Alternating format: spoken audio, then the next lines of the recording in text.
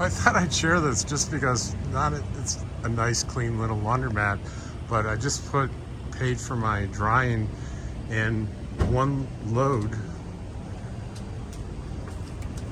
washing and drying cost me $3.50. It's a nice place.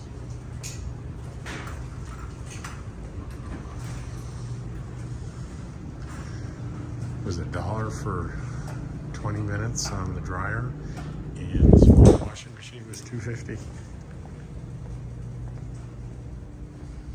Pretty nice bargain. So I really love diners, especially New York State diners. Well, we're not New York State, we're in Utah, Hurricane, but this looks like a classic diner. I can't wait to try it.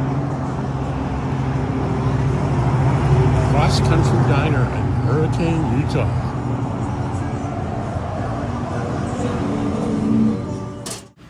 So I had to cut the sound out because there was copyrighted music being played in the background, but this is what the inside looked, and this was my very, very good Philadelphia cheesesteak.